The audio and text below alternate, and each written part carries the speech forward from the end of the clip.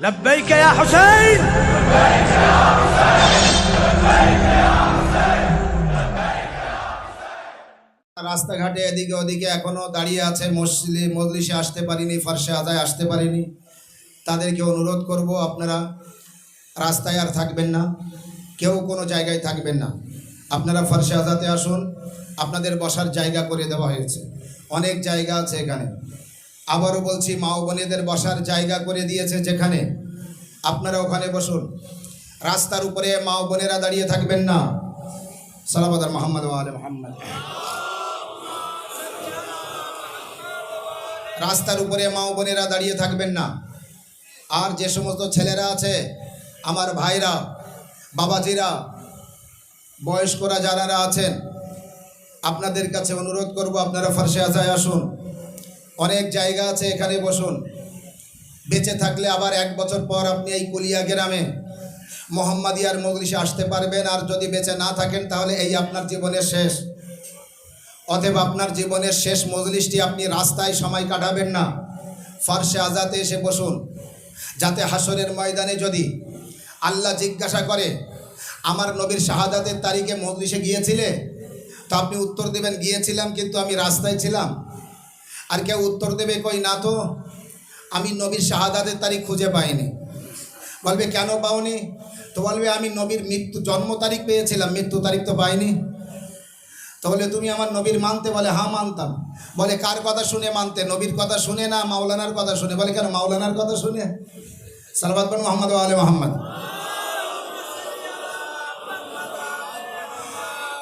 মাওলানা সাহেবরা আছেন যেহেতু, আর আপনারা বয়স্করা আছেন, বুজুর্গ সম্মানীয় ব্যক্তিরা আছেন, আপনাদের সকলের সম্মুখে কোরআন ও হাদিসের রশনিতে আমি কিছু আমার নবী পাকের সিরাত বয়ান করতে চাই। সিরাতে নবী, কারণ যেহেতু নবীর শাহাদাতের তারিখ পালন হচ্ছে, মোহাম্মদিয়া পালন হচ্ছে, 2 মুহাম্মাদের শাহাদাতের তারিখ পালন হচ্ছে। এতক্ষণ মাওলানা মদদ আলী সাহেব মূল্যবান বক্তব্য রাখলেন, আল্লাহ ওনাকে ভালো রাখুক, সুস্থ রাখুক। কাল রাতেও যে মাওলানা সাহেব মজলিস পড়েছিলেন, মাওলানা হায়দার আলী সাহেব, মূল্যবান বক্তব্য আমি শুনেছি যে উনি মূল্যবান বক্তব্য এখানে রেখেছিলেন। আসতে পারিনি, কিন্তু শোনা হয়েছে। আল্লাহ তৌফিক দান করুক, যে যেখানে যেখানে নবীর মেম্বারে এসে জিকির করছে, আল্লাহ আল্লাহ নবী ও তার আহলে বায়তের সমস্ত জাকির, সমস্ত খাতিব, সমস্ত ওলামা, সমস্ত মাওলানাদের আল্লাহ, আপনারা সবাই আমিন বলবেন, সমস্ত ওলামাই কেরামদের আল্লাহ সুস্থ রাখুক, বলুন আমিন। আর যে সমস্ত আজাদার ভাই মা ও বোনেরা মজলিসে যায় আর মেম্বারের সামনে বসে মজলিস শুনে, আল্লাহ তাদের সুস্থ রাখুক, জোরে বলুন আমিন। আর যারা মেম্বারের সামনে না বসে রাস্তায় এদিকে ওদিকে কাটায়, আল্লাহ তাদের বিবেক ফিরিয়ে দিক, যেন আমরা মজলিস শুনতে যেয়ে মজলিস শুনি। আমি এর আগেও কোনো জায়গায় বলেছি, সম্ভবত বাগজোলাই বলেছিলাম, মজলিস শুনতে যেয়ে যদি পারেন তো মেম্বারের সামনে যেয়ে বসবেন। যদি অসুবিধে থাকে কোনো ঘরে দরজা বন্ধ করে থাকবেন, রাস্তায় থাকবেন না, পরিবেশ নষ্ট করবেন না মজলিসের। রোজার সময় রোজায় থাকবেন, রমজান মাসে সুস্থ থাকবেন, রোজা রাখবেন। অসুস্থ থাকবেন, রোজা রাখতে পারবেন না, আল্লাহ নিষেধ করেছে, অসুস্থদের রোজা নেই, মুসাফিরদের রোজা নেই। তাই বলে দিনের বেলায় রোজায় নেই বলে আপনি রাস্তাঘাটে খেতে পারবেন না। বোঝাতে পারছি? বোঝাতে পারছি? রাস্তাঘাটে খেতে পারবেন না আপনি রোজায় নেই, আপনি খান ঘরের ভিতরে যেয়ে খাবেন, রোজাদারের সামনে খাবেন না। তো আপনি যদি মজলিসে ফারসে আজায় মেম্বারের সামনে যেয়ে না বসতে পারেন, আপনার ব্যাপার, কিন্তু রাস্তাঘাটে ঘুরে ফারসে আজার গুরুত্বকে নষ্ট করবেন না, আর শত্রুর হাত মজবুত করবেন না। অনুরোধ থাকলো আপনাদের, বাস ফারসে আজায় আসুন। কোনো যুবক যেন, কোনো ভাই যেন, কোনো বাবাজি যেন, চাচা আমার বাপের সমতুল্য আপনারা, আর ভাইয়ের সমতুল্য। আর ছোট ছোট ছেলেদের বলছি, যে যেখানে আছো মজলিসে এসে বসতে হবে। যদি ওখানে যাওয়ার অসুবিধে থাকে তাহলে কোনো ঘরের ভিতরে যেয়ে বসতে হবে। মা জাহেরার কাছে উত্তর দেবে, জাহেরা আপনার ছেলের মজলিস হচ্ছিল, আমার অসুবিধে ছিল, ওখানে যেতে পারিনি, আমার বাধা ছিল, তাই ওখানে যেতে পারিনি। এটা আলাদা ব্যাপার।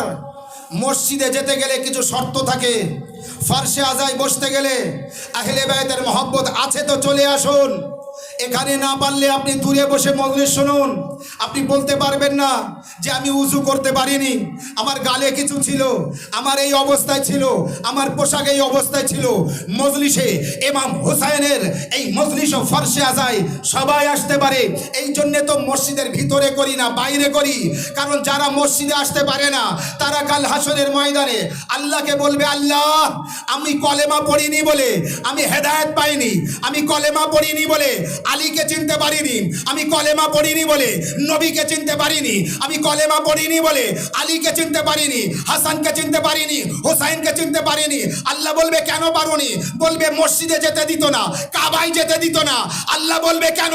ফরশে আযা তো বাইরে বিছানো হতো, মজলিস তো বাইরে করা হতো, তুমি সেখানে কেন যাওনি? তখন উত্তর দেবে যাওয়ার ইচ্ছা ছিল, আমার বাপ বা ভাই বা মা বা মাওলানা মানা করত।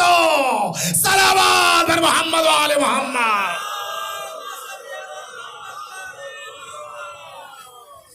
ফরশে আযা ইমামে হুসাইন আলাইহিস সালামের মজলিস বাইরে করা হচ্ছে, খালি জায়গায় করা হচ্ছে, এই জন্যে যাতে সবাই যেতে পারে, সকলেই বসতে পারে। ফরশে আজায় যান, সিরাতের নবী বয়ান হবে, শুনুন। মাইকের আওয়াজ যত দূর যাচ্ছে মৃত্যু পর্যন্ত মনে রাখবেন, যে নবীর উম্মত আমরা, যে নবীর কলেমা পড়ি আমরা, যে নবীর মান্যওয়ালা আমরা, যে নবীর প্রতি ঈমান না রাখলে মুসলমান না আমরা, যে নবীর প্রতি ঈমান আনার পরে মুসলমান আমরা, ঈমান না রাখলে মুসলমান না আমরা। সালাওয়াত। বসার জায়গা আরো বাড়ান, পিছনে বসার জায়গা আরো বাড়ান, আজাদাররা আসছে বসতে সুযোগ করে দিন। আর আজাদারদের বলি, আসার পরে যদি বসার জায়গা না পান, ইমামে জাইনুল আবেদিন আলাইহিস সালামের সুন্নত যদি আদায় করতে পারেন তো করবেন। বোঝাতে পেরেছি? কি বলেছি, কি বলেছি? তার মানে একটু খুলেও বলতে হবে দুই এক সময়। কেউ যেন ভাববেন না যে আমি জানি মাওলানা আবার কথাটা রিপিট করলো কেন। যারা জানে না তার জন্য অনেক সময় কথাটা আবারও বলতে হয়। আমার ইমাম সেই জায়গায় বসে মজলিস শুনেছিলেন যেখানে জুতো খোলা ছিল, আজাদারদের জুতো খোলা ছিল, যারা মজলিস শুনতে এসেছিল তাদের জুতো খোলা ছিল। এটা সবসময় ভাববেন না যে আমার ভালো জায়গা দিতে হবে তারপরে মজলিসে যাব, মজলিসে বসবো। যে যেখানে পারবেন বসে মজলিস শুনবেন, জায়গা না পান তো যেখানে জুতো খোলা আছে যদি পারেন তো ওখানেও বসবেন। কিছু না হোক ইমামে জাইনুল আবেদিন আলাইহিস সালামের একটা সুন্নত তো আদায় করতে পারবো গুনাহগার হয়ে। সালাওয়াত মুহাম্মদ ওয়া আলে মুহাম্মদ। সিরাতে নবী বয়ান হোক, সময়ের দিকে লক্ষ্য রেখে এদিকে ওদিকে না যেয়ে। অনেক আলোচনা আছে সর্বদাই, বাইরের কাউকে বলার আগে নিজের ঘরের লোকের বলা ভালো। যার জন্য আমি আপনাকে আবারও বলছি যে যদি সামনে জায়গা আছে, যেহেতু কারোর সামনে যদি জায়গা একটু খালি থাকে তো যদি একটু দরুদ পড়তে পড়তে এগিয়ে আসেন, পিছনেরা বসতে আসতে পারবে। আসুন আপনি দরুদ পড়তে এগিয়ে আসুন। বার মোহাম্মদ ওয়া আলে মুহাম্মদ সালাওয়াত। আসুন এগিয়ে আসুন, আপনারা এগিয়ে আসুন। রহিম ভাই এগিয়ে আসুন, রহিম ভাই আপনার সামনে এগিয়ে আসুন। হ্যাঁ আসুন, আপনারা এগিয়ে আসুন, জায়গা আছে। রাস্তার যুবকদের আবারও বলছি, কবে মরবো আমি আর কবে মরবেন আপনি জানি না, তবে যখন যে সময় আসবে, হাদিসের মধ্যেও আছে, নামাজ পড়ো তো যখন যে সেজদা করবে এই মনে করে সেজদা করো আমার জীবনের হয়তো এই শেষ সেজদা, আমার জীবনের হয়তো এই আখেরি সেজদা, এই মনে করে সেজদা করুন। আর যখন যে মজলিসে যাবেন এই মনে করে হয়তো আমার জীবনের এই শেষ মজলিস হতে পারে, তো না পারে না, জীবনের শেষ মজলিস হতে পারে। অতএব মজলিসকে সেইভাবে শুনুন আর মজলিসে যান, মজলিসে বসুন, ফজাইল শুনুন, আনন্দ পান, শিক্ষা পান, অনুভব করুন। যে জানে না তাকে জানান, যে বোঝে না তাকে বোঝান, এবং শেষে চোখ দিয়ে অশ্রু ঝরাবেন তানাদের শোকে, তানাদের মহব্বতে, তানাদের গম ও দুঃখে। জানাদের দুঃখ প্রকাশ করার কেউ ছিল না, জানাদের দুঃখ গম প্রকাশ করার কেউ ছিল না। আল্লাহর নবী দোয়া করেছিলেন, আল্লাহ আমাদের পয়দা করেছে সেই দুঃখ গম পালন করার জন্য। সিরাতে নবী বলি, সূরা আলে ইমরান 31 নম্বর আয়াত।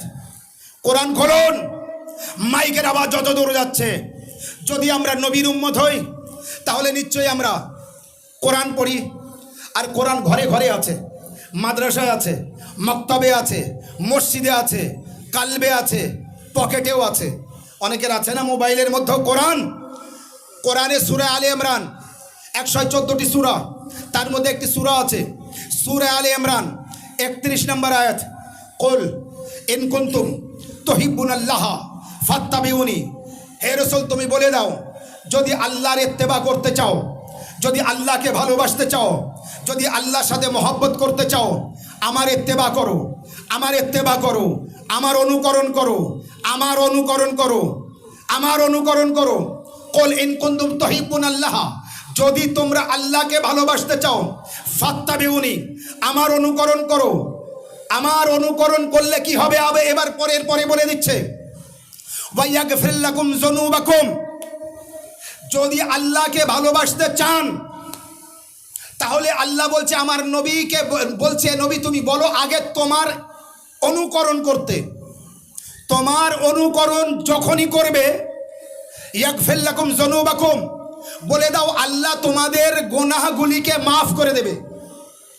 আল্লাহ তোমাদের গুনাহগুলিকে মাফ করে দেবে। কমস কম এই ভালো কথাটা শুনে তো সুবহানাল্লাহ বলতে পারতেন। হ্যাঁ, অভ্যাসটা রাখুন, ভালো লাগবে আপনার শুনতে, ভালো লাগবে আমার বোঝাতে। আল্লাহ বলছে যে যদি আল্লাহকে ভালোবাসতে চায় তো বলে দাও নবীকে আগে তোমার ইত্তেবা করতে, তোমার অনুকরণ করতে। যখনই তোমার অনুকরণ করবে, আমি আল্লাহ, সে তো আমার ভালোবাসছে, তো তোমার অনুকরণ করছে, আমি আল্লাহ তার গুনাহ মাফ করে দেব। আচ্ছা, আমরা কেউ আছি যে কোনোদিন পাপ করিনি, গুনাহ করিনি, কোনো অন্যায় করিনি, কোনো অপরাধ করিনি? কেউ না জানলেও আল্লাহ জানে। রাতের অন্ধকারে কি করেছি, দিনের বেলা কি করেছি, গোপনে কি করেছি, বাতেনে কোথায় কি করেছি, কেউ না জানে, আল্লাহ জানে। আর কেউ না জানুক, আর দুজন জানে, যে দুজন আমার সাথে সাথে থাকে। এই দুজন কিন্তু সালাম নেওয়ার জন্য নেই, লেখার জন্য আছে। সালাওয়াত মুহাম্মদ ওয়া আলে মুহাম্মদ।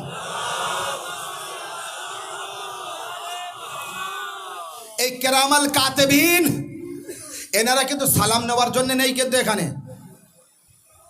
আমাদের নেকি লেখার জন্য আর অন্যায় লেখার জন্য, পাপ লেখার জন্য, এই জন্য আল্লাহ রেখে দিয়েছে। তো এই দুজন জানে, কিন্তু কারোর সাথে বলবে না।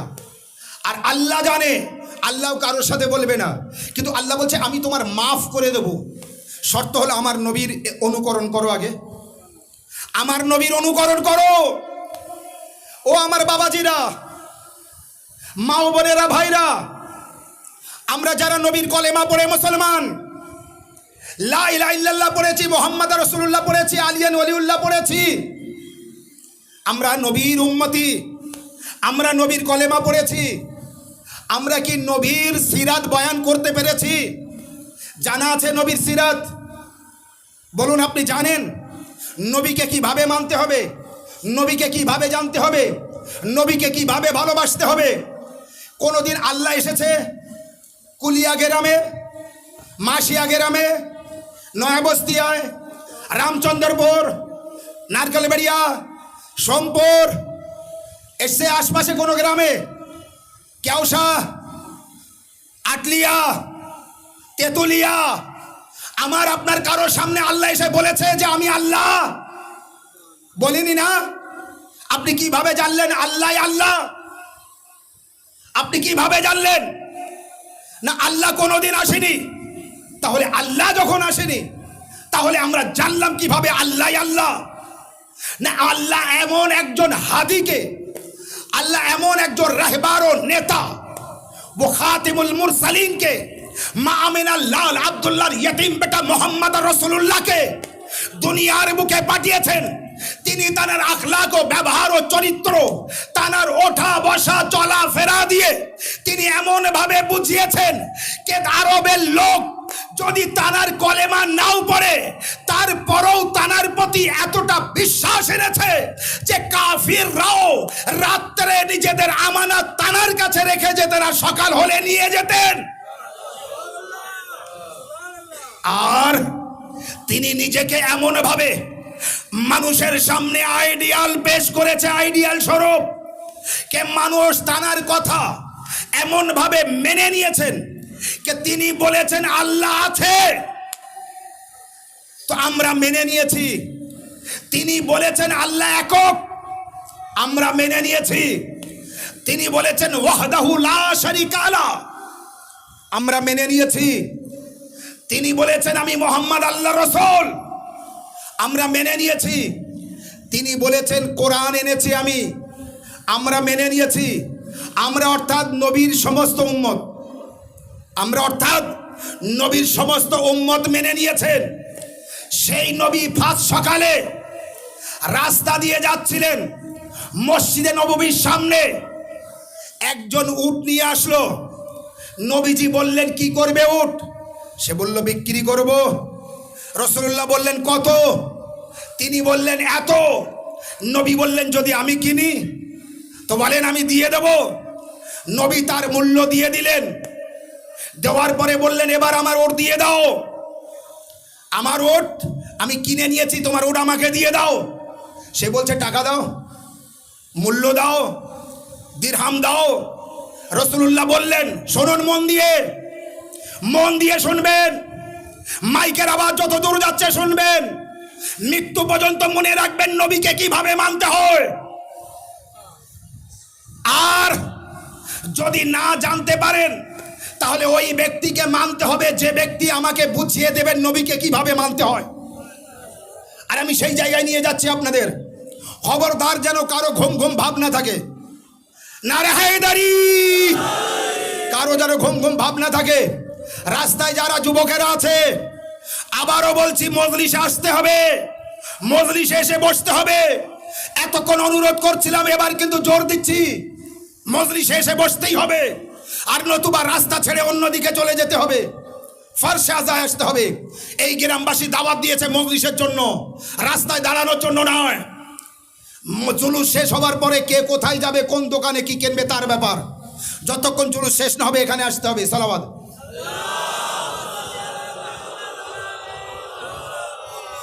আমি গ্রামবাসীদের বলবো শক্ত হয়ে থাকতে, আর সমস্ত ওলামায়ে কেরামকে বলবো শক্ত হাতে শক্ত জবানে নিজের কওমকে এবারে ঠিক জায়গায় রাখার ব্যবস্থা নিতে হবে। আমার কওম ঠিক জায়গায় আছে, একটু এদিক ওদিকে হতে পারে, আমাদেরকে ঠিক করে নিতে হবে। সালাওয়াত।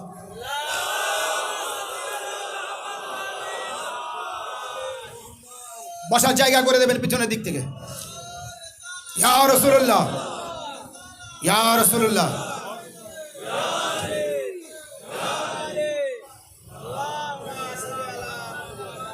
রাসূলুল্লাহ বললেন আমি তো তুমি উটের যে দাম বলেছো না, আমি তোমাকে দিয়ে দিয়েছি, তো তুমি এবার উটটা আমাকে দিয়ে দাও। সে ব্যক্তি এবার বলছে যে কই তুমি তো আমার টাকা দাওনি। নবী বললেন আমি দিয়ে দিয়েছি। বলছে না তুমি আমার দিরহাম দাওনি। নবী বলছে এক্ষুনি তো দিলাম। বলে তুমি না দিরহাম দেওয়া পর্যন্ত আমি তোমাকে দেব না। মানে সে নিয়েছে, নেওয়ার পরে এবার বদমাইশি করলো যে না আমি তোমাকে দেব না, তুমি টাকা দাও। নবী বললেন আমি দিয়েছি। বলে না তুমি দাওনি। এই বলতে বলতে বিতর্ক হচ্ছে, মানে অর্থাৎ অনেক সময় ধরে কথা হচ্ছে। যতক্ষণ ধরে কথা হয় লোক আস্তে আস্তে সেখানে ভিড় হয়ে গেল। যখন ভিড় হয়ে গেল, ওই ভিড়ের ভিতরে ওখানকার কিছু, ওই এলাকার কিছু মান্যগণ্য ব্যক্তিরা আসলো। মান্যগণ্য ব্যক্তিরা আসলো। ইতিহাস যারা জানেন তারা বুঝবেন মান্যগণ্য ব্যক্তি বলতে কারা। মান্যগণ্য ব্যক্তিরা আসলো। নবীজি একজন মান্যগণ্য ব্যক্তিকে ডাকলেন, এ শোনো তুমি এসো, এসে তুমি বিচারটা করো। বলে হ্যাঁ ইয়া রাসূলুল্লাহ বলুন। বলে আমি এই ব্যক্তির কাছে জিজ্ঞাসা করেছি উট বিক্রি করবে। বলে হ্যাঁ। কত? এত। আমি এর হাতে দিরহাম দিয়ে দিয়েছি, এই উটকে কিনে নিয়েছি, এ আমাকে উট দিচ্ছে না, আর বলছে তুমি দাম দাও, কিন্তু আমি এর দাম দিয়ে দিয়েছি, এ আমাকে উট দিচ্ছে না। একবার সে বলছে তুমি কেন দিচ্ছ না? বলে ও দাম দেয়নি। সে বলছে ইয়া রাসূলুল্লাহ আপনি দিয়েছেন? বলে হ্যাঁ। বলে এ তো বলছে না দেয়নি। তো নবী বললেন আমি তো বলছি আমি দিয়েছি। এবার সেই মান্যগণ্য ব্যক্তি বলছে ইয়া রাসূলুল্লাহ আপনি যে দিয়েছেন আপনার কাছে সাক্ষী আছে? আল্লাহু আকবার, পিছন পর্যন্ত থাকবেন। ইয়া রাসূলুল্লাহ আপনার কাছে সাক্ষী আছে? দেখুন, আমি সিরাতে নবী বয়ান করছি, আর সিরাতে নবী বয়ান করতে গেলে আমার মতো আসগার বয়ান করতে করতে মারা যাবে, শেষ হবে না। কিন্তু কম সময়ের মধ্যে যতটা পারি আমি আপনার খেদমতে পেশ করব। সেই ব্যক্তি বলছে, ইয়া রাসূলুল্লাহ, আপনার কাছে সাক্ষী আছে? আল্লাহ নবী বললেন, আমি যখন দিয়েছিলাম তখন তো কেউ ছিল না, কেউ তো সাক্ষী নেই। সেই মান্যগণ্য ব্যক্তি বলছে, ইয়া রাসূলুল্লাহ, যখন সাক্ষী আপনার কাছে নেই তো এই উট তো আপনার না। আল্লাহ নবী বললেন, আর একজন মান্যগণ্য ব্যক্তিকে দেখতে পেলেন, এ শোনো, তুমি এসো। আসলো সে, ইয়া রাসূলুল্লাহ, কি হয়েছে? বলে, ঘটনা এই, আমি একে মূল্য দিয়েছি, এ উট আমাকে দিচ্ছে না, আবার চাচ্ছে। তাকে জিজ্ঞাসা করলো, সে বলছে, হ্যাঁ আমার দাম দেখ, আমি দিয়ে দেবো। ইয়া রাসূলুল্লাহ, এ তো দাম চাচ্ছে। আল্লাহ নবী বললেন, আমি দিয়ে দিয়েছি। তখন সেই ব্যক্তি বলছে, ইয়া রাসূলুল্লাহ, আপনি যে দিয়েছেন ইসলাম শরিয়ত অনুযায়ী সাক্ষীর প্রয়োজন আছে, আপনার কাছে সাক্ষী আছে? আল্লাহ নবী বললেন, আমি যখন দিয়েছিলাম আমার এখানে কোনো সাক্ষী ছিল না, কেউ দেখেনি, আমি বলতে পারবো না, বাস আমি দিয়েছিলাম, আমি জানি। সেই ব্যক্তি বলছে, ইয়া রাসূলুল্লাহ, আপনার কাছে সাক্ষী নেই, অতএব এই উট আপনার না। মান্যগণ্য ব্যক্তি। আল্লাহ নবীর নজর পড়ে গেল তৃতীয় এক ব্যক্তির দিকে, তাকে ডাকলেন, শোনো, তুমি এসো। হাজারো লাখো মানুষ তো তোমাদের কথা মতো চলে, তো একজন তো আমার কাছে সাক্ষী ছিল, দ্বিতীয়ত সাক্ষী ছিল, আচ্ছা তুমি বলো, বলো, এ আমার উট দিচ্ছে না। এই ব্যক্তিও এসে শোনা বোঝার পরে রাসূলুল্লাহকে বলছে, ইয়া রাসূলুল্লাহ, ইসলাম অনুযায়ী সাক্ষীর প্রয়োজন আছে, আপনি যখন দিয়েছিলেন আপনার কোনো সাক্ষী আছে? রাসূলুল্লাহ বললেন, দেখো আমার কোনো সাক্ষী নেই, আমি দিয়েছিলাম, আমি বলছি এটাই ঠিক। সেই ব্যক্তি আবার বলছে, ইয়া রাসূলুল্লাহ, মাফ করবেন, এ উট আপনার না, এ উট আপনার না, কারণ আপনার কাছে সাক্ষী নেই। হঠাৎ নবীর মনে আসলো, আওয়াজ দিলেন, আয়না আলী ইবনে আবি তালিব। দূর থেকে ভিড় চিরতে চিরতে এগিয়ে আসলেন, লাব্বাইক ইয়া রাসূলুল্লাহ। নবী কি বললেন, কোথায় আলী ইবনে আবি তালিব, কোথায়? ভিড়ের ভিতর থেকে এগিয়ে আসছেন স্রোতের মতো, মানুষ দুই দিকে ভাগ করে সামনে এগিয়ে আসলেন, ইয়া রাসূলুল্লাহ, লাব্বাইক, আমি হাজির আছি। আল্লাহর নবী বললেন, আলী, তোমার কাছে বিচার দিচ্ছি, তুমি বিচার করো। এই ব্যক্তি আমার কাছে উট বিক্রি করেছে, আমি এর মূল্য দিয়ে দিয়েছি, এ যে মূল্য চেয়েছে সেই মূল্য দিয়েছি, এখন এ ব্যক্তি আমাকে উট দিচ্ছে না, বলছে আরো টাকা দিতে হবে, তুমি টাকা দাওনি। রাসূলুল্লাহর কাছে মাওলা আলী বললেন, কি আপনি এর কাছ থেকে উট কিনে নিয়েছেন? বলে হ্যাঁ। মূল্য দিয়েছেন? বলে হ্যাঁ। তো এবার তো রাসূলুল্লাহ বলছে, এ ব্যক্তি এবার সাক্ষী চাচ্ছে। মাওলা আলী অতটা মানুষের সামনে বলে দিলেন, দুনিয়াবাসীরা শুনুন, এই মুহূর্তে আমি এখানে থেমে বলছি, দুনিয়াবাসীরা শুনুন, এই মাইকের আওয়াজ এই মুহূর্তে যত দূর যাচ্ছে শুনুন, এবার ফয়সালা শুনিয়ে দিচ্ছি, নবীর সিরাত কাকে বলে, নবীকে কিভাবে মানতে হবে। মাওলা আলী আলাইহিস সালাম বললেন, ইয়া রাসূলুল্লাহ, আপনি একে দিরহাম দিয়েছেন? বলে হ্যাঁ দিয়েছি। আপনি কিনে নিয়েছেন ওট? হ্যাঁ কিনে নিয়েছি। এবার কি প্রয়োজন, এ কি চাচ্ছে? বলে সাক্ষী চাচ্ছে। হযরত আলী ইবনে আবি তালিব ওই মুহূর্তে চিৎকার করে বললেন, জনগণ সবাই শোনো, এই ব্যক্তির কাছ থেকে উট রাসূলুল্লাহ কিনে নিয়েছেন, আমি তার সাক্ষী, আমি সাক্ষী দিচ্ছি উট রাসূলুল্লাহর, উট রাসূলুল্লাহকে দিয়ে দিতে হচ্ছে। ওই ব্যক্তি রাসূলুল্লাহকে দিয়ে দিচ্ছেন। আল্লাহর নবী বললেন, আলী, যখন আমি এই ব্যক্তির কাছে উট দিয়েছিলাম, দিরহাম দিয়েছিলাম, তখন তুমি ছিলে না, তুমি কিভাবে সাক্ষী দিচ্ছ কে আমার উট? মাওলা আলী বললেন, ইয়া রাসূলুল্লাহ, আপনি বলেছিলেন আল্লাহ এক, আমরা সাক্ষী চাইনি। আপনি বলেছিলেন আমি মোহাম্মদ আল্লাহ রাসূল, আমরা সাক্ষী চাইনি। আপনি নামাজ দিয়েছিলেন, আমরা সাক্ষী চাইনি। আপনি রোজা দিয়েছিলেন, আমরা সাক্ষী চাইনি। আপনি কোরআন দিয়েছিলেন, আমরা সাক্ষী চাইনি। আল্লাহর ঘর কাবা বলেছেন, আমরা সাক্ষী চাইনি। আজ কেন সাক্ষী চাবো? সালাওয়াত আর মুহাম্মদ ওয়া আলে মুহাম্মদ।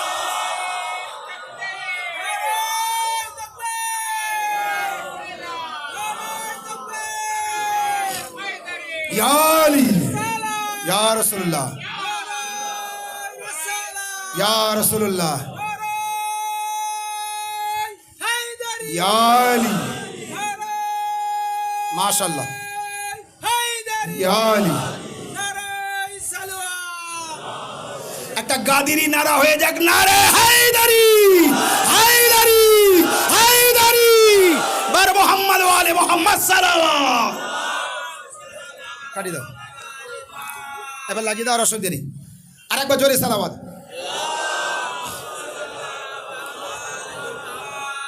নবীকে কিভাবে মানতে হবে, নবীকে কিভাবে জানতে হবে? আমরা যে নবীর কাছে কোনো সাক্ষী চাইনি, যখন নবী বলেছেন আল্লাহ এক, সাক্ষী চাইনি। নবী বলেছেন আমি আল্লাহর নবী, আমরা সাক্ষী চাইনি। নবীর কাছে সাক্ষী চেয়েছিলাম, আমরা সাক্ষী চাইনি। নবী নামাজ দিয়েছেন, সাক্ষী চাইনি। রোজা দিয়েছেন, সাক্ষী চাইনি। কোরআন দিয়েছেন, সাক্ষী চাইনি। কোনো জায়গায় সাক্ষী চাইনি। সেই নবী আজ বলছেন কি আমি দিরহাম দিয়েছি তো দিয়েছি, আমি উট কিনেছি তো কিনেছি। মানতেই হবে, মানতেই হবে। ও আমার বাবাজিরা, আম্মা জানেরা, ভাইরা, মা ও বোনেরা, সিরাতে নবী জানতে আল্লাহর কসম করে বলছি, সারা আরবে পৃথিবীর কোথাও খুঁজলে সিরাতে নবী পাবেন না। নবীর সিরাত খুঁজতে হলে বায়তের ঘরে যেতে হবে।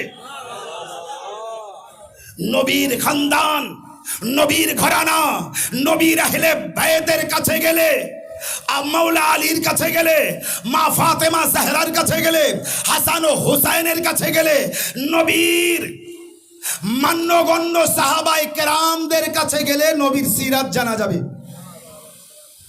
নবীর সিরাত জানা যাবে।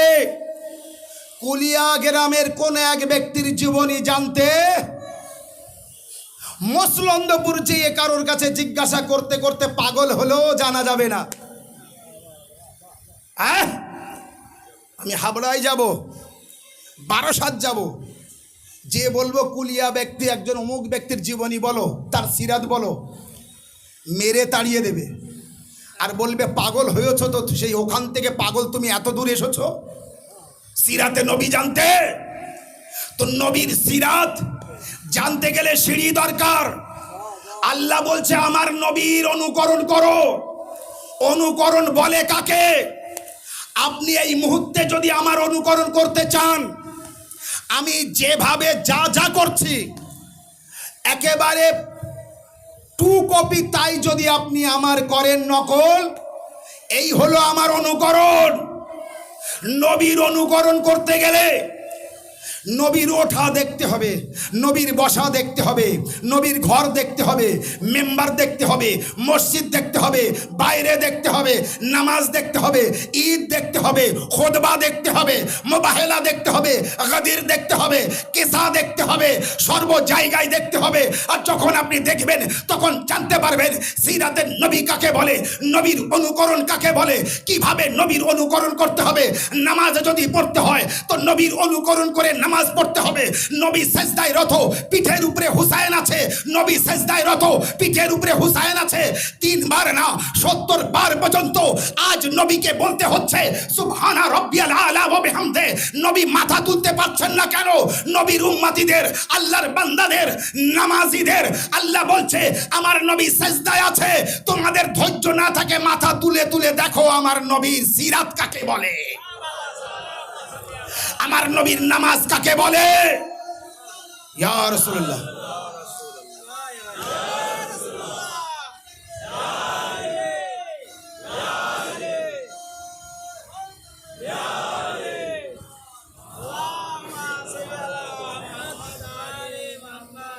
আমার নবীর সিরাত কাকে বলে, আমার নবীর অনুকরণ কাকে বলে। নবীর অনুকরণ যতক্ষণ আমরা নবীর অনুকরণ না করতে পারবো ততক্ষণ কিন্তু আমরা আল্লাহর ভালোবেসেছি এর কোনো গ্যারান্টি নেই, আর আল্লাহ আমার গুনাহ মাফ করবে তার কোনো গ্যারান্টি নেই। কারণ আল্লাহ কোরআনে বলেই দিয়েছে সূরা আলে ইমরানের 31 নম্বর আয়াতে কে শুধু আমার ভালোবেসেছো বলে এটাই মনে করো না আমি তোমার ভালোবেসেছি, কিন্তু হ্যাঁ আমার নবীর অনুকরণ করো। নবী নামাজ পড়ছেন আর সেজদায় আছেন, আর পিঠের উপরে হুসাইন বসে আছেন, আর পিঠের উপরে হুসাইন বসে আছেন, সেজদা থেকে মাথা তুলছেন না। কেন তুলছেন না? ইবাদত তো আল্লাহর করছে, জিকির তো আল্লাহর করছে, সেজদা তো আল্লাহর করছে, বলুন তো মনটা কোন দিকে আছে? মনটা কোন দিকে আছে? নবীর অনুকরণ করতে হবে আপনার। তো যদি কোনোদিন নামাজের হালাতে হুসাইনের কথা আপনার মনে পড়ে, খবরদার মনে করবেন না পাপ হয়েছে, বরং মনে এটাই করবেন নবীর অনুকরণ করেছি। সাল্লাল্লাহু আলা মুহাম্মদ। নবীর অনুকরণ হয়েছে, করবেন না নবীর অনুকরণ? নবীর অনুকরণ করতে হবে, নবীর ইত্তেবা করতে হবে। সারা রাত যদি আল্লাহ আল্লাহ করি, আল্লাহ ভালোবাসবে না আমার। সারা রাত যদি নবী নবী করি, নবী ভালোবাসবে না আমার। যতক্ষণ নবীর অনুকরণ না করব। নবী একা একা সারা রাত আল্লাহ আল্লাহ করেছে এমন কোনো ইতিহাস আছে? আল্লাহ সারা রাত নবী নবী করেছে এমন কোনো ইতিহাস আছে? পদ্ধতি আছে, নিয়ম আছে, সেই নিয়মে আপনার চলতে হবে, আমার চলতে হবে। নবী মোবাহেলার ময়দানে গিয়েছেন, আরবের বহুত মানুষ ছিল, কেন শুধু আলী, ফাতেমা, হাসান ও হুসাইনকে নিয়ে গিয়েছিলেন? নবীর অনুকরণ করতে বলছে আল্লাহ। তো দেখুন নবী যখন ময়দানে যাচ্ছেন কাকে কাকে নিয়ে? নবী যখন অসুস্থ হলেন তো চাদর মুড়ি দিয়ে শুলেন, আর ওই চাদরের মধ্যে কাকে কাকে নিলেন? আলী, ফাতেমা, হাসান ও হুসাইনকে নিলেন। নবী চাদরের মধ্যে আলী, ফাতেমা, হাসান ও হুসাইনকে নিলেন। নবী যখন মুবাহেলায় যাচ্ছেন তো আলী, ফাতেমা, হাসান ও হুসাইনকে নিলেন। নবী যখন মেম্বারে বসে খুতবা দিচ্ছেন আর ছোট্ট হুসাইন আস্তে আস্তে পড়ে গেলেন, তো নবী খুতবা ছেড়ে হুসাইনকে তুলে মেম্বারে এনে বললেন, হাজা হুসাইন ও ফারেফহু, এই আমার হুসাইন আছে, একে তোমরা চিনে নাও। আজও যদি আমরা মসজিদের মেম্বারে হোক আর বাইরের মেম্বারে হোক, আর ওয়াজ ও নসিহত, মিলাদ ও মাহফিলের মজলিসে আর মেম্বারে হোক, যখনই আমরা সিরাতের নবী বয়ান করব, তো নবীর সিরাতের মধ্যে এটা আসছে না? আসছে না? কে নবী মেম্বারে আছেন আর হুসাইনের জিকির করছেন, নবী মেম্বারে আছেন আর ফাতেমার জিকির করছেন, নবী মেম্বারে আছেন আর হাসান ও হুসাইনের জিকির করছেন, নবী মুবাহেলার ময়দানে আর পঞ্চতনের জিকির হচ্ছে, নবী গাদির একমের ময়দানে আর আলীর জিকির করছেন। তো যদি নবীর সিরাত বয়ান করতে হয় তো এটাই বয়ান করতে হবে কি আমার নবী গরিবদেরও কষ্ট দেয়নি, শত্রুকেও শত্রু ভাবিনি, কাফিরকে কাফির, বেদিনকে বেদিন, আর দুঃখীকে দুঃখী, বড় লোককে বড় লোক, এইভাবে আমার নবী কাউকে কিছু ভাবেননি। বরং আমার নবী সকলকে ভালোবেসে দ্বীন ও শরিয়ত ও মাযহাবের তাবলীগ করেছেন। এমনভাবে রাস্তায় চলতেন আমার নবী। আবু জেহেল আমার নবীর কাছে এসে বলছে, ইয়া হে মোহাম্মদ, তুমি নবুবতের ঘোষণা করেছো আমি নবী? বলে হ্যাঁ আমি নবী। বলে কেমন তুমি নবী বলো তো, আমার হাত মুঠোর মধ্যে কি আছে? আল্লাহর নবী বললেন, আমি যদি বলেও দিই তাও তুমি মানবে না। বলে বলো তো দেখি। তো রাসূলুল্লাহ বললেন, তোমার মুঠোর মধ্যে পাথর আছে। বলে মোহাম্মদ তুমি এটাও জেনে গিয়েছো আমার এই হাতের মধ্যে, আমার এই মুঠোর মধ্যে ছোট ছোট পাথর আছে, তুমি জানতে পেরেছো? এ মোহাম্মদ, তুমি যখন এতটা জানতে পেরেছো তখন এই পাথর তুমি কে একটু সাক্ষী দিক, একটু বলো, তারপরে আমি জানবো তুমি রসুল। মোহাম্মদ রাসূলুল্লাহ বললেন, এই পাথর বল আমি কে? পাথর বললেন, আসসালামু আলাইকা ইয়া রাসূলুল্লাহ, হে আল্লাহর রাসূল আপনার উপর আমার সালাম হোক। আনতা রাসূলুল্লাহ হাক্কাহু, আপনি মুহাম্মদ আল্লাহর রাসূল এবং সত্য রাসূল। সালাওয়াত বার মুহাম্মদ ওয়া আলি মুহাম্মদ। সিরাতে নবী কোনদিন যদি বয়ান না করে কোন মাওলানা, তো নবীর স্টেজে তাকে না তোলা ভালো। সারা রাত মিলাদ হবে, সিরাতে নবী বয়ান করতে হবে। পারো তো এসো, না পারো তো বিদায় নাও। সিরাতে নবী বয়ান হবে। নবী রাসূল রাস্তা দিয়ে যান, ছায়া হয় না আমার নবীর। দুনিয়ার মানুষ বলে কি আমরা নবীর মতো। দুনিয়ার মানুষ নবীর ছায়ার সমতুল্য হতে পারলো না, আর নবীর সমতুল্য কিভাবে হয়? সালাওয়াত আর মুহাম্মদ ওয়া আলি নবী তো ছায়া হতো না, না নবীর ছায়া ছিল না, মানে আল্লাহ নবীর ছায়ার সমতুল্য কোনো বান্দাকে করিনি। আর এই বান্দা নবীর সমতুল্য হতে পারে? আমার নবীর মাথার উপরে কখনো রৌদ্র পড়তো না, কারণ মেঘ ছায়া করে রাখতো। পাথর সাক্ষী দিত রাসূলুল্লাহর, গাছ সাক্ষী দিত রাসূলুল্লাহর। আমার নবী যে রাস্তা দিয়ে যেতেন খুশবু বার হতো। 3 দিন পরও ওই রাস্তায় ইহুদিরা গেলে ইহুদিরাও বলতো মনে হয় এই রাস্তা দিয়ে মুসলমানদের নবী গিয়েছে, কারণ মুসলমানদের নবী গেলে যে খুশবু বার হয় সেই খুশবু পাচ্ছি। সালাওয়াত আর মুহাম্মদ।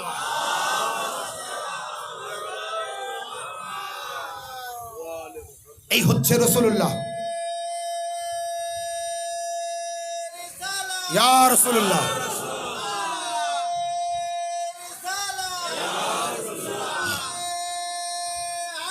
ইয়া আলী, ইয়া আলী, আল্লাহুম্মা সাল্লি আলা মুহাম্মদ ওয়া আলি মুহাম্মদ।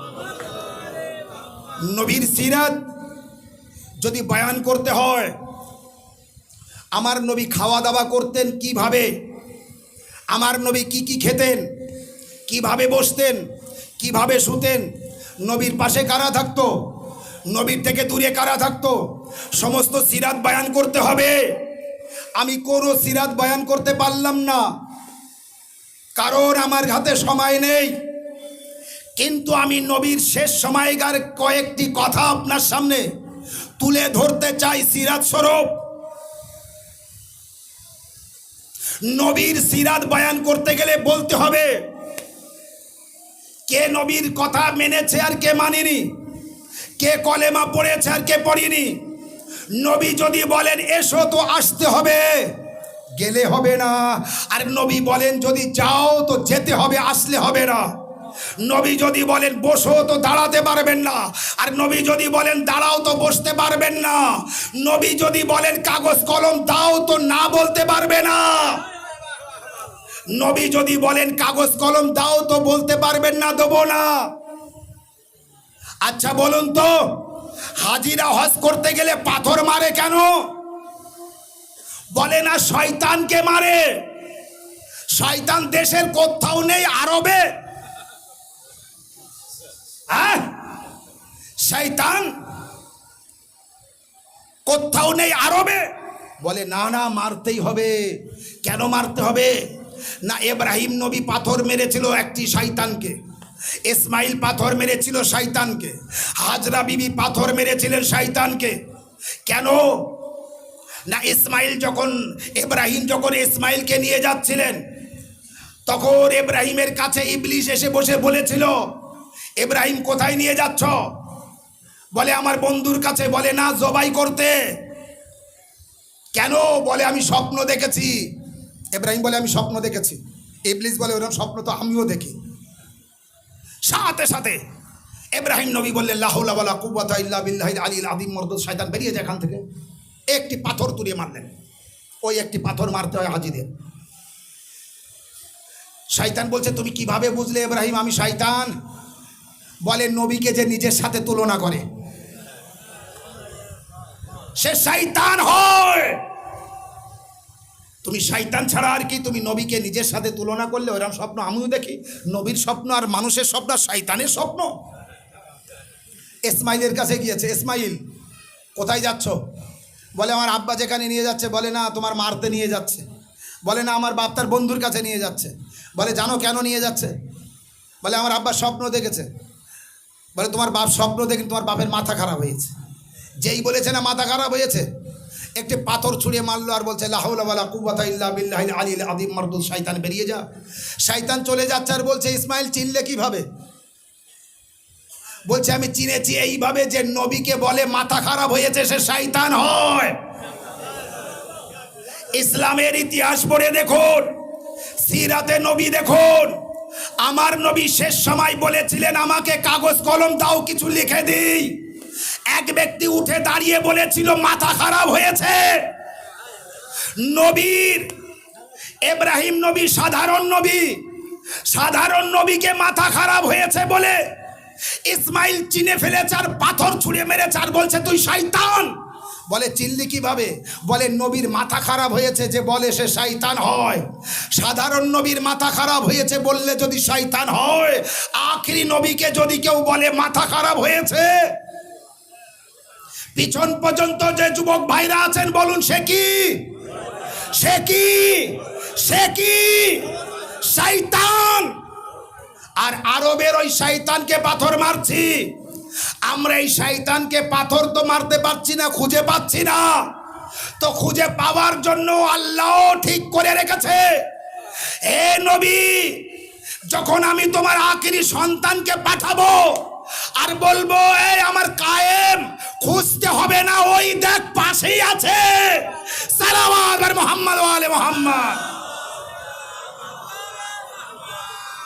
দূরে যেতে হবে না, বাস খুঁজে পেয়ে যাবে। তারপর হাজরা বিবির কাছে গিয়েছে। হাজরা সর্বনাশ হয়ে গেল। বলে কি? বলে তোমার স্বামীর শিগগিরি দেখাও, শিগগির থেকে বাঁচাও। বলে ধরো শিগগিরি। বলে কি হয়েছে? বলে তোমার ছেলে মারতে নিয়ে যাচ্ছে। বলে না, সে বন্ধুর কাছে নিয়ে যাচ্ছে। বলে না, মারতে যাচ্ছে। আচ্ছা ভাবুন, ইসমাইলের হাজরা জিজ্ঞাসা করেছিলেন স্বামীকে কোথায় যাচ্ছ? বলে আমার বন্ধুর কাছে যাচ্ছি। আর ইবলিস এসে বলছে যে না, তোমার স্বামী স্বপ্ন দেখেছে তোমার ছেলেকে জবাই করছে, তাই জবাই করতে নিয়ে যাচ্ছে। আপনি বলুন তো, যে স্বপ্নের কথা হাজরা জানতে পারেনি, ইবলিস কিভাবে জানলো? কত দূর ইবলিসের পৌঁছ, ইবলিসের চিন্তা ভাবনা। সেও জানতে পেরেছে যে স্বপ্ন দেখেছে, তাই পূরণ করতে যাচ্ছে। হাজরার বলছে শিগগির বাঁচাও। বলে কি করব? বলে শিগগির ঘরের বাইরে এসো আর তোমার স্বামীর ধরো। হাজরা পাথর ছুড়ল আর মারলো। বলে লা হাওলা ওয়ালা কুওয়াতা। বলে তুমি আমার চিনে ফেলেছো আমি শয়তান? বলে হ্যাঁ। বলে কিভাবে চিনলে? বলে নবীর স্ত্রীর যে ঘরের বাইরে আসতে বলে সে শয়তান হয়। সালাওয়াত আর মুহাম্মদ ওয়া আলে মুহাম্মদ। সময় আর নেই, আমার এক্ষুনি মুসাইবে যাওয়ার কথা টাইম অনুযায়ী, কিন্তু আর দুই একটা কথা বলতে হচ্ছে। সিরাতে নবী, আমার নবীর সিরাতে শেষ সময় একটা মানুষ কিছু খেতে চাইলে বলে দে, কিছু যদি চাই তো বলে দে, আর কদিন বাজবে জানি না, দে, বাপ চাচ্ছে দে, আর কিছু বলে তো শুনে নে। এই চল ভাই বোনেরা কি বলে, চল আব্বার মাথার ধারে বসি, কিছু ওসিয়াত শুনিয়ে আছি, চল আব্বা কার কার কাছে কি পাই শুনিয়ে আসি। আর আব্বার কাছে যদি কেউ পাই ওগুলো জান শুনিস না। সালাওয়াত বার মুহাম্মদ ওয়া আলে মুহাম্মদ। তো মাথার ধারে যায়। এবার বাপ যদি বলে আমার এইটা শোন, ওইটা নে, এইটা কর, এইটা সব শোনে। আমার নবী শেষ সময় উম্মতিদের যদি বলে আমার কাছে এসো, উম্মতিদের কি উচিত? আল্লাহ কোরআনে কি বলেছে? আমার নবী ডাকলে যেও। খবরদার যদি আমার নবী ডাকে আর তুমি যেন বলো না যে আমি যাব না। তো নবী বলছেন আমার পাশে এসো। আল্লাহ কোরআনে 28 পারা সূরা হাশরের 7 নম্বর আয়াতে বলেছেন আমার নবী যা দেবে তাই নেবে, যা দেবে না তো নেবে না। মা তাকুমুর রাসূলু ফাখুযুহু ওয়া মা নাহাকুম আনহু ফান্তাহু। আমার নবী যা দেবে গ্রহণ করবে, যা দেবে না তা থেকে বিরত থাকবে। নবী বলছেন আমি তোমাদের কিছু দিতে চাই। নবী কি বলছেন? আমি একেবারে শেষে এসে গিয়েছি, কিন্তু আমার নবী কি বলছেন? এ আমার উম্মতিরা, আমার সাহাবীরা, আমার মুহাজির, আমার আনসার, আমার কালমা পড়নেওয়ালা, আমার মাননেওয়ালা, আমার ভক্ত, আমার কালমা পড়নেওয়ালা মুসলমান, শোনো আমি শেষ সময় তোমাদের কিছু দিতে চাই, নিয়ে নাও। ইয়া রাসূলুল্লাহ কি দিতে চান? বলছে তোমরা কাগজ কলম নিয়ে এসো, আমি কিছু লিখে দিতে চাই। ওখানে এক ব্যক্তি উঠে দাঁড়িয়ে বলল কিচ্ছু দরকার নেই, কিছু দেওয়ার দরকার নেই, কোরআন যথেষ্ট। নবী বললেন কাগজ কলম দাও, আমি তোমাদের ভালোর জন্য বলছি, কিছু মূল্যবান লিখে দিতে চাই। তখন ওই ব্যক্তি দাঁড়িয়ে বলছে মাথা খারাপ হয়েছে, বয়স হয়ে গিয়েছে, জ্বর হয়েছে, নাউজুবিল্লাহ, আল্লাহ মাফ করুক। কি বলেছে? ভুল বকছে। নবী ভুল বকে? নবীর মাথা খারাপ হয়? যতদূর যাচ্ছে মাইকের আওয়াজ মৃত্যু পর্যন্ত গবেষণা করবেন, চিন্তা ভাবনা করবেন, আর ওই ব্যক্তিকে ইনকোয়ারি ও রিসার্চ করে বার করবেন যে ব্যক্তি আমার নবীর মাথা খারাপ হয়েছে বলেছে, আমার নবীর অপমান করেছে। আজ কোন শর্মা আমার নবীর বিরুদ্ধে কিছু বললে আমরা তাকে ছাড়বো না, রাস্তায় অবরোধ করব। কিন্তু উচিত ছিল আজ থেকে 1400 বছর আগে এইটা করা। এই প্রথম না, আজ থেকে 1400 বছর আগে সন 11 হিজরিতে, কত হিজরি? সন 11 হিজরি, আর আজ কত? 1446 হিজরি, 45, 1444 হিজরি, আর 14, আর ওটা ছিল শুধু 11 হিজরি। কত বছর হচ্ছে? সেই 11 হিজরিতে আমার নবীর অপমান করেছিল কিছু মানুষ। সেই সময় যদি ওই মানুষদেরকে ধরা হতো, শাসন করা হতো, আর সঠিক সাজা দেওয়া হতো, পরবর্তীকালে কোনো মানুষের এই হিম্মত হতো না। কিন্তু এই মানুষেরা জানতে পেরেছে যে আজ থেকে 1400 বছর আগেও নবীর বিরুদ্ধে কেউ কিছু বলেছিল, এরা তো কিচ্ছু বলেনি। আমার নবীর শেষ সময় আশাটা পূরণ করলো না। নবী যা বলেছে নবীর কথা শুনলো না। খুব কষ্ট করে ইসলাম প্রচার করেছিলেন নবী, খুব কষ্ট করে। ভাইরা আমার, বাবাজিরা আমার, আবারও বলছি, বাস আমি শেষে এসে গিয়েছি। খুব কষ্ট করে ইসলাম প্রচার করেছিলেন আমার নবী, খুব কষ্ট। জানেন, 3টে পাথর পেটে বাঁধা আমার নবীর। পাথর, আমার নবী এইভাবে পাথর, ইট নিয়ে পাথর নিয়ে এইভাবে বেঁধেছে। আর খান্দাকের যুদ্ধে আমার নবী খান্দাক ওই খনন করছে, ড্রেন, পেটে পাথর বেঁধে। জাবির ইবনে আব্দুল্লাহ আনসারী দেখতে পেয়েছিলেন, জিজ্ঞাসা করেছিলেন, হুজুর পেটে পাথর বাঁধা কেন? রাসূলুল্লাহ বলেছিলেন, 3 দিন আমার উনুন জ্বলে না, 3 দিন আমার খাওয়া হয়নি, আমার পেটে কিছু নেই, বল নেই। তাই এই খুঁড়তে যেয়ে পেটে বল দরকার, তাই পাথর বেঁধেছি শক্ত করার জন্য, পেটে বল আনার জন্য। ইসলাম দরদি ভাইরা আমার, মা ও বোনেরা আমার, আমার নবী যে কষ্ট করে দিন প্রচার করলেন, সেই নবীর শেষ সময়ের কথাটুকু মানতে পারল না ওই ব্যক্তিরা। আর এত কষ্ট দিলেন আমার নবীকে। আমার নবী ওখানেই বলেছিলেন, তোমরা এখান থেকে চলে যাও। কি বলেছিলেন? তোমরা এখান থেকে চলে যাও। ইসলামের ইতিহাস সাক্ষী আছে, ওই যে ব্যক্তিদের নবী নিজের কাছ থেকে তাড়িয়ে দিয়েছিলেন, ওখান থেকে নবীর চোখ বন্ধ করা পর্যন্ত তাদেরকে আর ডাকেননি। সেই থেকে আজও পর্যন্ত নবী তাদের ডাকেননি, কিয়ামত পর্যন্ত ডাকছেন না। আল্লাহ বলছে, নবী যাকে তাড়িয়ে দেয় সে আর নবীর হয় না, আর যাকে নবী কাছে ডাকেন সে নবীর থেকে দূরে যায় না। তো নবী কি, নবী যাকে নিজের থেকে কাছ থেকে তাড়িয়ে দিয়েছেন আর ডাকেননি, সে কি আর নবীর হলো?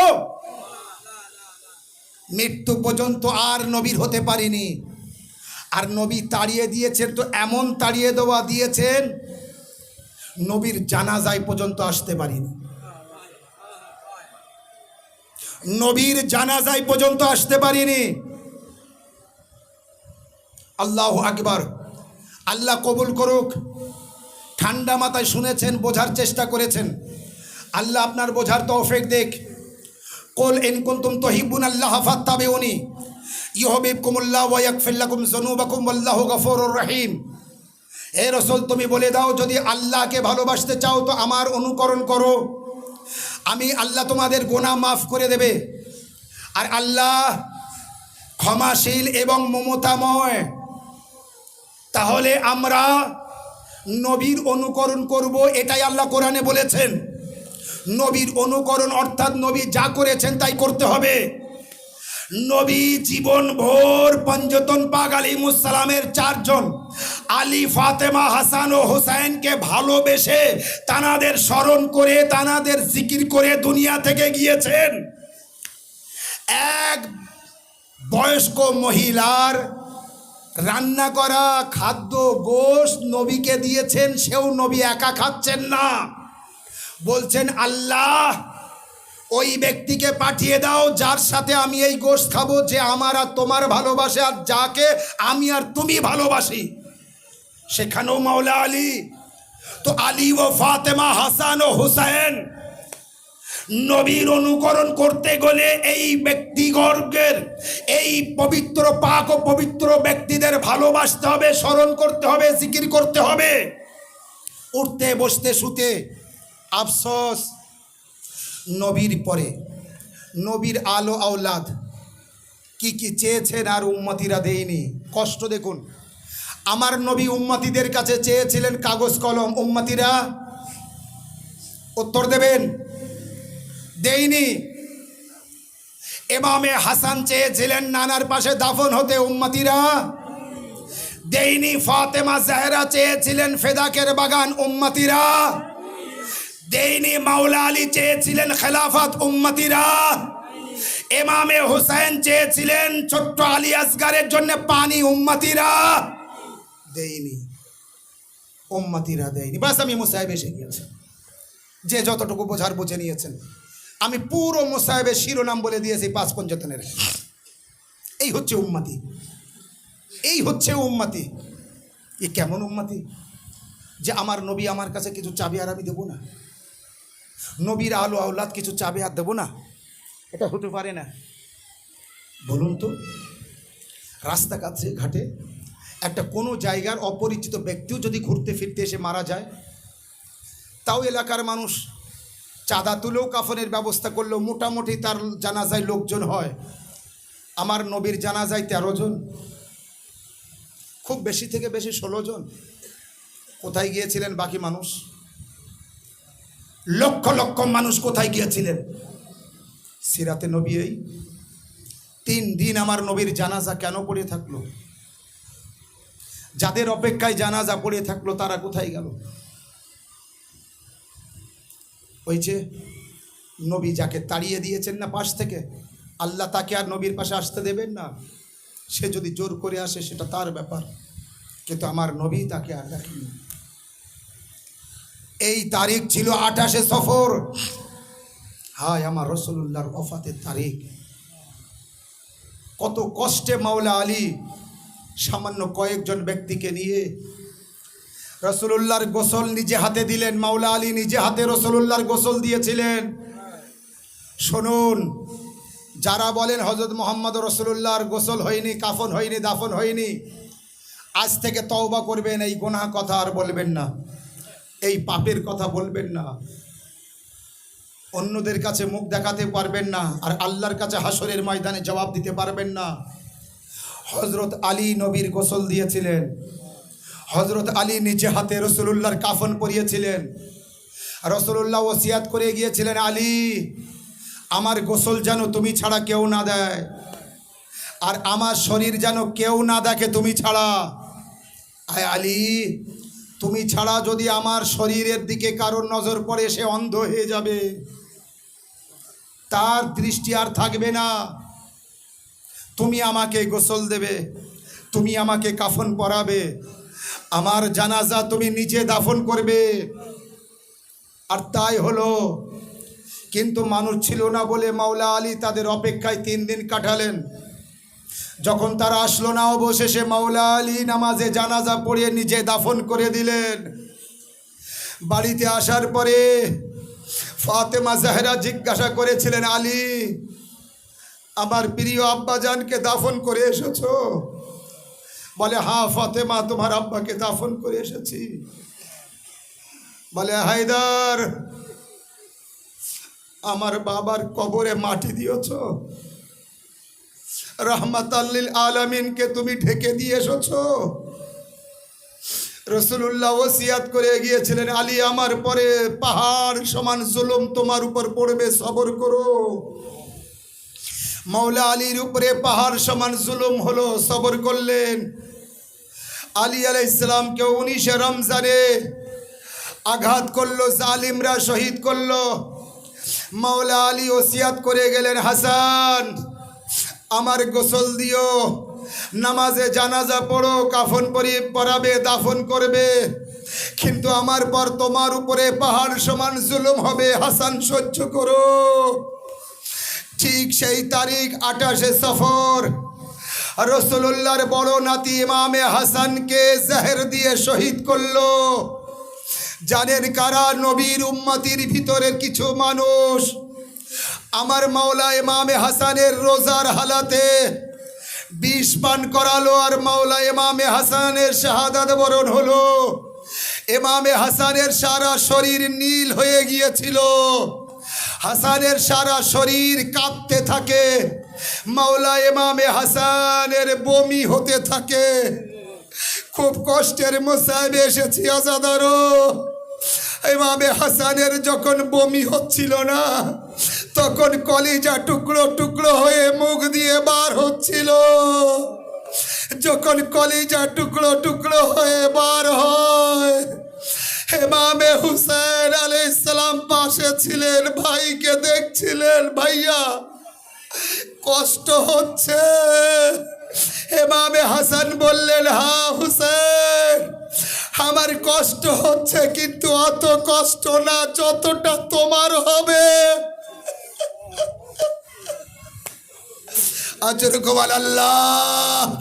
ইমামে হাসান, ইমামে হাসানের ইমামে হাসান ওসিয়াত করলেন, আমার গোসল তুমি দেবে হুসেন, কাফন পরাবে, আমার জানাজা নানা রাসূলুল্লাহর কবরের পাশে দাফন করবে। কিন্তু আজাদারো বাস মোসাহেব শেষ করবো, শুনুন। ইমামে হাসানের যখনই বমি হতে হতে, কলিজা বার হতে হতে, টুকরো টুকরো হয়ে যখন কলিজা বাইরে আসছে, ছোট্ট কাসিম দেখে ফেলেছিলেন। ওই সময় মনে হয় কাসিম মনে মনে নিয়ত করে নিয়েছিলেন, বাবা তোমার কলিজা টুকরো টুকরো হয়ে মুখ দিয়ে বার হচ্ছে, আমার লাশ যদি টুকরো টুকরো না করতে পারি, হায় জনাবে কাসিমের ও কথাটা মনে রাখবেন। এমন সময় হায় আসাদারো কাজ হাসান আস্তে আস্তে চোখ বন্ধ হয়ে গেল। ইমামে হাসান নিজের স্ত্রীকে বলেছিলেন, জায়দা কি তুমি ভালো স্বামী পাওনি? কি তুমি ভালো ইমাম পাওনি? এ জায়দা আমাকে বিষ কেন দিলে? এ জায়দা আমাকে কেন মারলে? আল্লাহ। হ্যাঁ, ইমামে হাসানের তাবুত এসেছে, আপনারা জিয়ারত করবেন বা শুনে নিন, একটু মন ভরে কাঁদবেন। ইমামে হাসানের জানাজা তৈরি হলো, নানা রাসূলুল্লাহর পাশে কবরের পাশে দাফন করতে নিয়ে যাচ্ছিলেন। সামনে একদল লোক এসে দাঁড়ালো, হাতে তীর আর বর্ষা নিয়ে আসলো। হাই জান্নাতের বাদশাহ, নবীর বড় নাতি ইমামে হাসানের সেই লাশে তীর মারলো। এত তীর মারলো লাশের উপরে, আর সামনে যেতে দিল না, বাধা দিল। হাই লাশ খাটিয়া ঘরে ফিরে আসলো। জনাবে যায়েনব দৌড়ে আসলেন, এ ভাইয়া আজ পর্যন্ত কোনোদিন তো দেখিনি কবরস্থান থেকে খাটিয়া ঘরে ফিরে আসতে।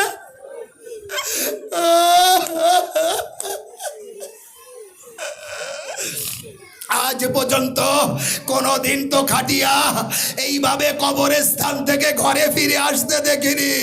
আজ কি হলো? আমার ভাইয়ের লাশে কেন এতটা তীর আছে? শুনবেন আজাদারো, ইমামে হুসাইন মাটিতে বসে বললেন, একটু মাটি তুলে মাথায় দিয়ে বললেন, বোন যায়েনব, আমার নানা নেই, আমার বাপ নেই, আমার মা নেই, একটা ভাই ছিল মারা গিয়েছে, কিন্তু হায় রে বোন যায়েনব, নানার উম্মতিরা যা করেছে আমার সাথে,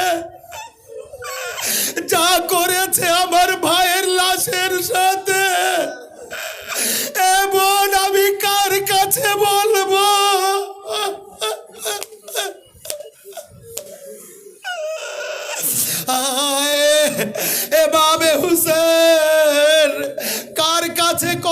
কথা বলবে। জাইনাবকে শোনালেন আর বললেন, আব্বাস চলো আমার মা জননীর কবরের পাশে আমার ভাইকে দাফন করে আসি। হায় জান্নাতুল বাকি কবরস্থানে নিয়ে গেলে এভাবে হাসানকে মায়ের পাশে দাফন করে কবর ধরে বললেন, ভাইয়া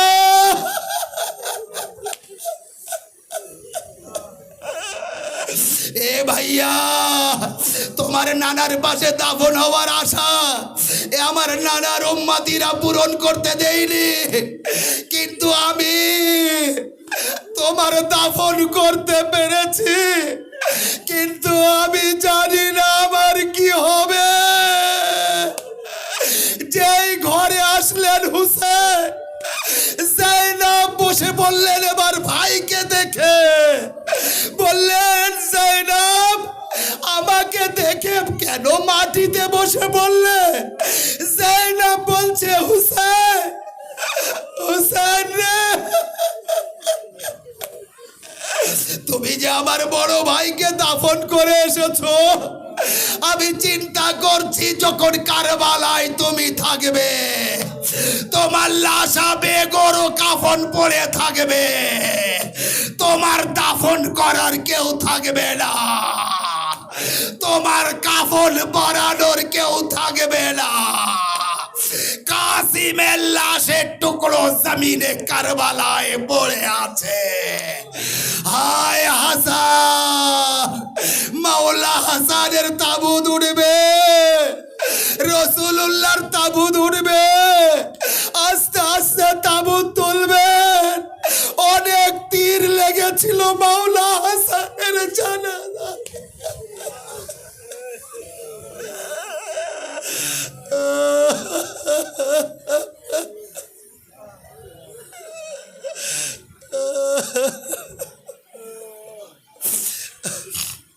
ইন্না লিল্লাহি ওয়া ইন্না